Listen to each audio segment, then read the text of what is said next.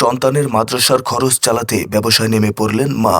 সমাজ কি বলবে, মানুষ কি বলবে, এসব কিছু না ভেবেই তিনি নেমে পড়লেন জীবনের সংগ্রামে। রাস্তার ধারে বসে শুরু করলেন পান সিগারেট বিক্রি। প্রতিদিন সকাল থেকে রাত, রোদ বৃষ্টি ঝড় সবকিছু উপেক্ষা করেই তিনি চালিয়ে যাচ্ছেন তার এই ছোট্ট ব্যবসা। এই নারী প্রমাণ করে দিয়েছেন ইচ্ছে থাকলে আর সাহস থাকলে যে কোনো পরিস্থিতি থেকেই উঠে দাঁড়ানো সম্ভব। স্বামীর চাকরি চলে যাওয়ার পর চলছিল না তাদের সংসার ও সন্তানের মাদ্রাসার খরচ। যেখানে স্ত্রীকে 5টা ভরণ পোষণ ঠিকঠাক ভাবে না দিতে পারলেই স্বামীকে রেখে বাবার বাড়ি চলে যায় অনেক স্ত্রী, সেখানে এই নারী পুরো নারী জাতিকে শিখিয়ে দিয়েছে ভালোবাসা থাকলে যে কোনো পরিস্থিতিতেই থাকা যায় স্বামীর সাথে। আপনি বলছিলেন যে এই ব্যবসাটা করে আপনার সন্তানকে মাদ্রাসায় পড়াশোনা করান। জি, আপনার স্বামীর কি হয়েছে? স্বামী আছে, স্বামী ডিউটি করে আর কি, মাঝখানটা চাকরি ছিল না, এই জন্য আর কি আমি সংসার নিজে আর কি হাতে নিয়েছি। মানে স্বামীর চাকরি ছিল না বলে স্বামীকে সহযোগিতা করার জন্য ব্যবসাটা আপনি ধরছেন।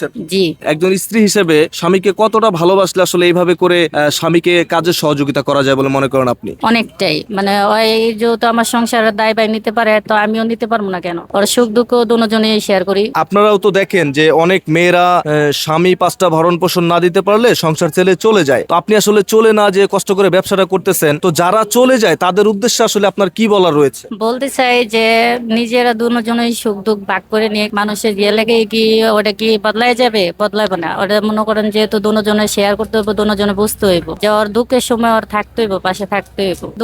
দুজনকে বুঝতে হবে যে সঙ্গে স্বামীর না থাকে নিজে দাঁড়াতে হবে, নিজের দেখতে হবে, টেক কেয়ার করতে হবে। দুজনকে বুঝতে হবে যে আমার স্বামী অন ইনকাম নাই, আমার তো ওটা চাওয়া পূরণ করা হবে না, নিজের মতো করে নিতে হবে। আপনার এই মানবতা বা আন্তরিকতা স্বামীর প্রতি দেখে আমরা সবাই আপনার প্রতি মুগ্ধ। এখন আপনাকে যদি কেউ আপনার ব্যবসা একটু সহযোগিতা করতে চায় তাহলে আপনি গ্রহণ করবেন? ইনশাল্লাহ, আলহামদুলিল্লাহ। তো দর্শক, ওনার পুরো বিষয়টি আপনারা দেখলেন। অবশ্যই একটু কমেন্টে মতামত জানাবেন যে আসলে আপুটি কেমন, বা তার স্বামীর কাজে যে তিনি সহযোগিতা করছেন এটি আসলে কতটুকু যুক্তিগত। একজন মেয়ে মানুষ হিসেবে এভাবে রাস্তায় ব্যবসা করা বা স্বামীর কাজে সহযোগিতা করা এটি আসলে যুক্তিগত কিনা অবশ্যই আপনারা কমেন্টসে জানাবেন। এবং কোনো প্রবাসী ভাই যদি একটু আপুর পাশে দাঁড়াতে চান অবশ্যই আমাদের চ্যানেলে যোগাযোগ করে তার সাথে যোগাযোগ করবেন ইনশাল্লাহ।